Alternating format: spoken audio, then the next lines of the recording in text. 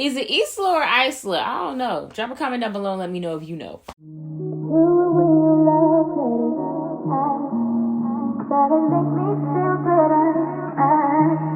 What's up, guys? Welcome to my channel. XOXO Shiba here. If you're new to my channel, hello and welcome. If you're an OG subscriber, what's good?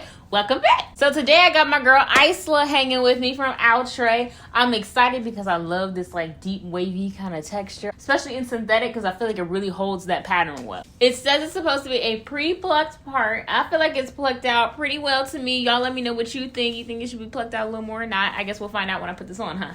The lace is a lighter brown kind of colored lace. I think it'll still work well for me on my skin tone, but if you have a darker complexion, you're probably gonna have to tint this out a little bit. I recommend pulling out your lace tint. Here is the inside. You got your two combs on the side, in the back with the adjustable straps, as well as it being a netted cap so your scalp can breathe. This is a nice little view of the pattern. Oh my gosh, it is so pretty. I'm excited. I cannot wait to see how this looks. Do not forget to hit the like button and subscribe if you have not already, okay?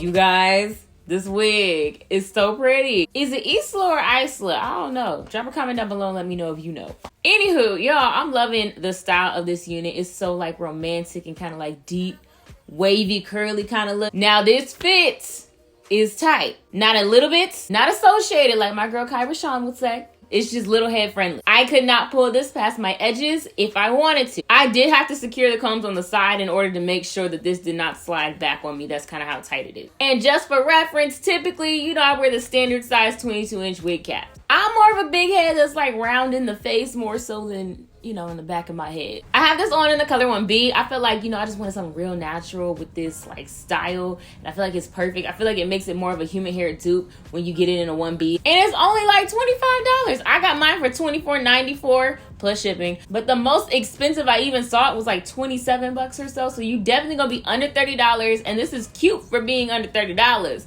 Now it does tangle. Tangle gang all day. More so on the ends, but it does tangle throughout the hair. And these curls do frizz. They do. They give you a little frizz action, keep some mousse near you, because when you wear it, when you put it on in the morning, you're going to want to mousse it down so it'll flatten the curls a little bit because they can get a little messy. And I feel like this kind of look, when it's synthetic fibers, if you let it get frizzy and stuff, it looks more synthetic. Now, it's been very good on the shedding though. I have to give kudos on that. I haven't gotten really any shedding out of this hair. And I've been brushing through it to make sure it doesn't tangle back up on me, and still minimal to no shedding. I would say the density is probably around like 150 is. It can give you an illusion like it's about 180, but really it's like 150. Because it can get big if you brush it out, but it can also tame back down too if you put products in it. I would say the length is about 24 to 26 inches. I think it rests around about 24 inches in my opinion. Here is the look from the side and from the other side. And there is the back.